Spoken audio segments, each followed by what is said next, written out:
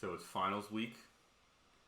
We're all amped up on caffeine, low on sleep, low on GPU time. It's time to ride. It's time to get this thing done, right? So people have been making some really good progress. We've been all working really hard on this. But we sort of found that the synthesizer part is pretty tough. And actually I have one student who I've had for a couple of years tell me that this was the hardest thing I ever gave. Okay. So I should probably provide a little more guidance, and I'm happy to sort of walk you through a little bit of starter code and break some of these tensors down so we can see what's really going on. Now the tensors that come into play for the additive synth are the amplitude, tensor A, actually harmonic amplitudes, tensor C, so we got A is our amplitude tensor, C is our harmonic amplitude tensor, and then we have the frequencies, which were computed by the encoder, but they are reused here. So the instantaneous frequency estimates. Okay, let me start by focusing on the frequencies actually. So let me just, it's very helpful if you sort of get a handle on the shape of these things, and then you'll really understand what's going on. Okay, so this tensor it's a three-dimensional tensor, all of these are. The first dimension is the batch dimension, the second dimension is the time dimension, and the third dimension is the channel dimension. So we have batch dimension, time dimension, channel dimension. Now the frequency here only has one channel. It's just to say there's only one frequency per time per batch. Same thing for the amplitude actually. The only one that has more than one channel here is C, the harmonic amplitudes, because we actually need a value for every harmonic. So if I were to print out the shape of my C here, I get 16 by 400 by 100. I'm actually using 100 harmonics. I would recommend that you not do that. I would recommend that you only use 50. It'll make the training easier. You won't really notice the difference. But I'm using 100, so I have 100 elements in my channel dimension for C. And that is because we need an amplitude for every harmonic. That is what makes up the timbre, the unique specification of harmonic amplitudes. Okay, I'll get to that more in a second, but let's talk about the frequency first actually, because that's what it's going to take. You know, this is what we're going to need to drive the pitch of this thing. So we have this time dimension, but it's actually not sampled at the audio sample rate. So I need to first move the frequency to be sampled at that rate. And I provided a method here to help with that. So I'll say F, maybe I'll call it F up or something, is equal to upsample time, F. And so this has been downsampled by a factor of the audio sample, or the audio hop length. So the sample rate is 16,000 samples per second. The hop length is 160. So we only end up with 100 frequency, amplitude, and harmonic amplitude samples per second. That's actually important because otherwise we wouldn't be able to train this thing if we sampled them much more finely. So we only emit 100 of these a second, but we need to interpolate and upsample these so that we have 16,000 per second. And so what we'll do is multiply this number of elements by the hop length. That is the factor by which we want to upsample this. So I'll do that, and then we just print out what the shape this is to make sure it was successful. Again, the shapes are super important. You want to look at those as much as you can. Okay, good. So this makes sense. Now I have my frequency specifications at the audio sample rate. I have 4 seconds of audio, so 16,000 times 4 is 64,000. That's how many frequency samples I have now. Okay, just to make sure that we understand, you know, what's going on with these tensors, let me pull out one of the batches here and look at it. So there are 16 batches. Let me look at what the frequencies time series, the instantaneous frequency time series looks like maybe over the first batch. Okay. So let me plot the first batch of frequency time series. So I'll go ahead and I'll plot F up. First batch, that would be index 0 in the batch dimension. I'll take all the time samples, and I'll take, you know, there's only one channel to take, so I'll take that one channel. Now I plot this, and I see this sort of thing.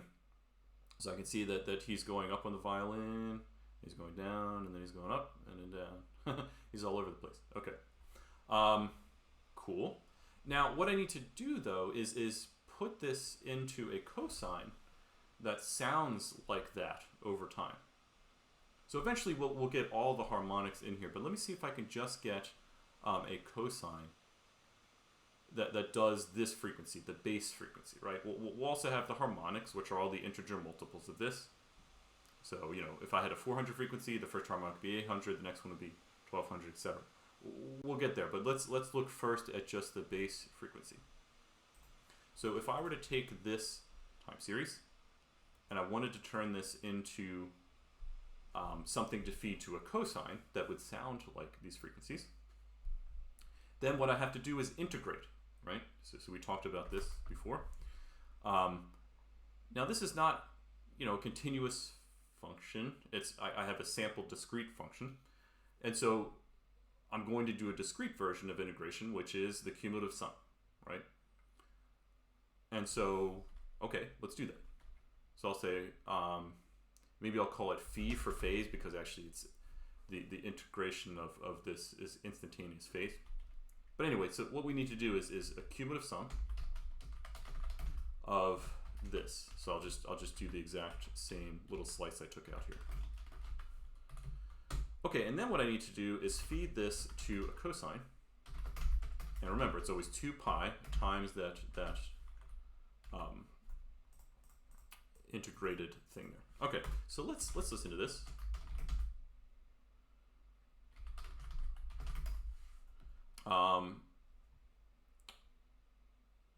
And it doesn't like my cumulative sum here because, okay, actually, I was going to wait to talk about this, but the cumulative sum here requires you to put a dimension into it.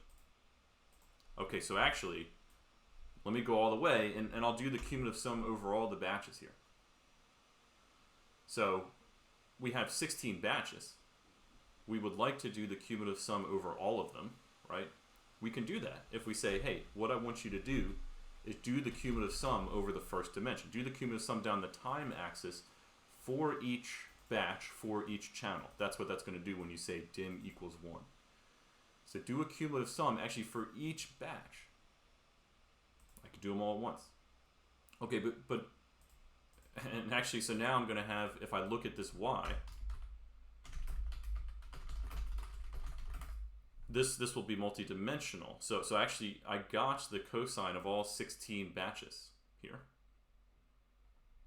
So already you're seeing that's cool. I can avoid a loop, right? If I do it this way, I don't have to loop through the batch dimension if I do a cumulative sum like this. But let me just listen to the first one and hear if I can hear it sound like this. So I'll go ahead and I'll send this to IPython here, and I'll say, okay, let's take out the first audio result. So first batch, all time samples, and there's only one audio channel here. Okay, let me put my headphones on so I can listen to this with you. Okay, that was bad. So, there's one very important thing I forgot, which is an extra credit opportunity. No. I need to actually divide this by the sample rate, right? Because that's the width of the rectangles. Remember we had this moment in class a couple weeks ago too. Okay. So I do the cumulative sum of the instantaneous frequency divided by the sample rate. That is actually the integration I want. Okay, let's listen. Cool. That was it. So there's your pure tone following along with the frequency contour here. And we did it all in Torch. All right, but let's talk about how would you get a harmonic here? And also, how would you incorporate the amplitude? Okay. So let's say that I wanted to do the first harmonic. This would be a factor 2 of the frequency that I have here, right? So if the frequency was 400, the first harmonic frequency would be 800. The second harmonic frequency would be 1200. So let me do the first harmonic for now. So let's so this here I was showing how to sonify the base frequency. But now let me try to sonify the first harmonic. So it's actually not too different from this code here. I just need to multiply the instantaneous frequency by 2, right? Because this is 2 times the base frequency. It's the first harmonic. But let me go one step further than I did before also, and actually incorporate the amplitudes here. Because this is just giving you the pure tone, but it's not actually using the A or the C amplitude information. So one thing I can do is, okay, so I have this array A. Actually, let me print a shape just to remind us.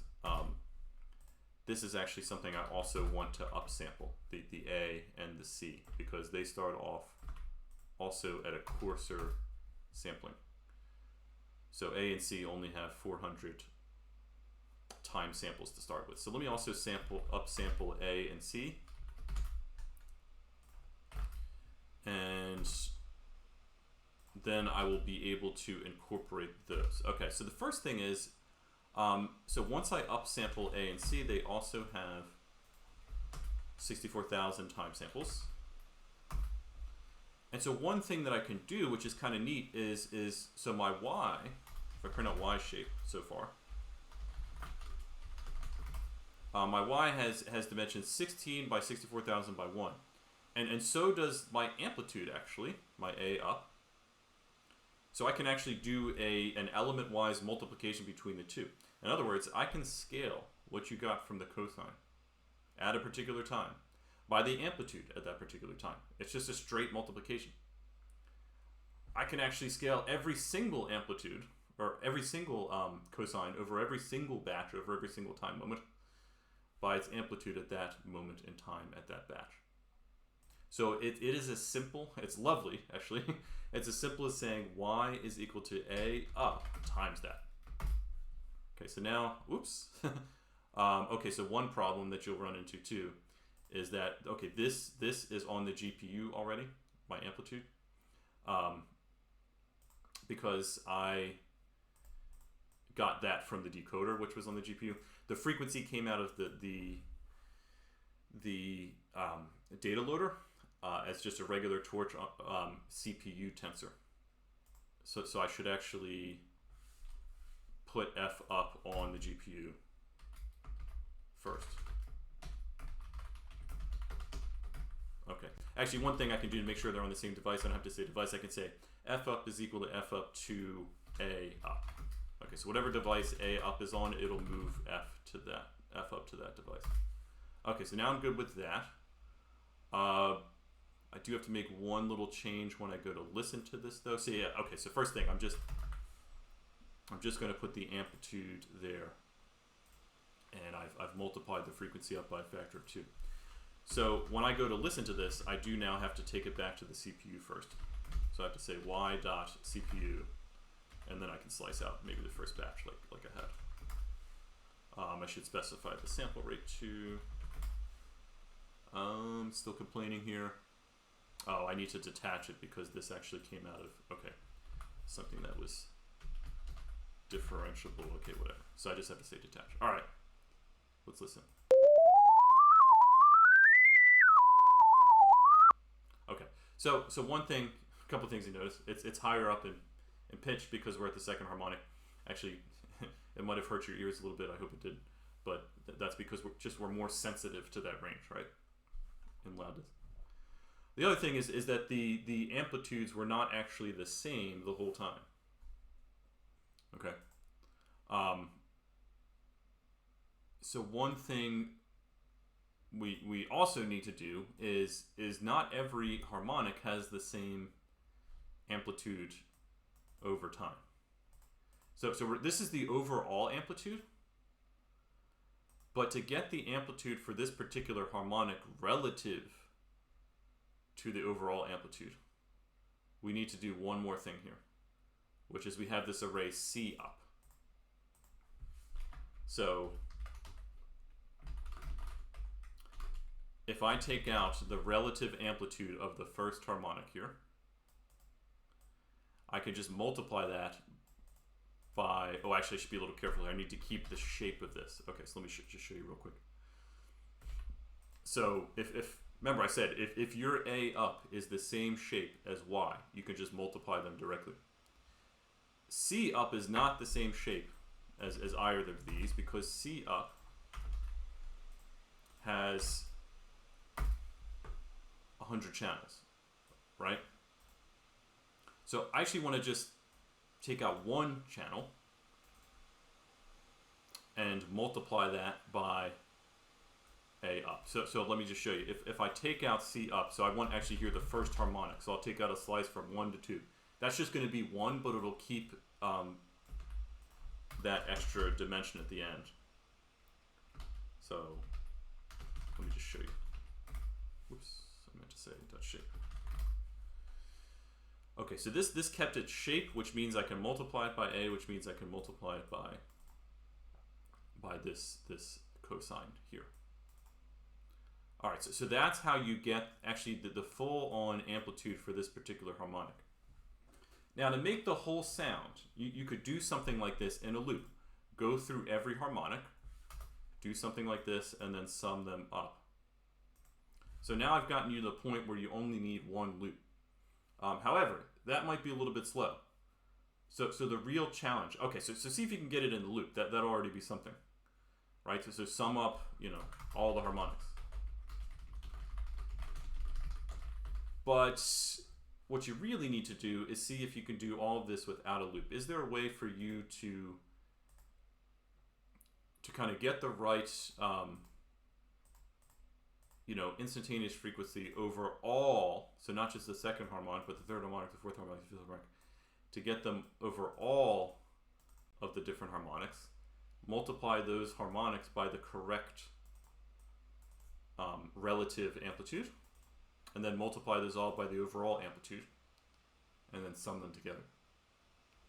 Okay, so you're pretty close to that now, but you're going to have to think a little bit. Okay, so again, do it with the loop first, just to get it down. But then take this leap and see if you could do it in PyTorch without a loop. It'll be much faster during training. And so my hint is, so do it with a loop first. But then see if you can use torch.arange to help you generate the harmonics somehow. I'm not telling you exactly how to use arange or where to use it. I'm just saying you can use it, because the harmonics go up as 1, 2, 3, 4, 5, 6, 7, 8, 9, right? So somehow arange can factor in here. So use arange to help you generate the harmonics and avoid a loop. That's where you ultimately need to be here. Okay, so I hope that helped. Good luck on this. This is clearly emerging as the hardest step in the assignment. So let me know if you have any more questions, and enjoy.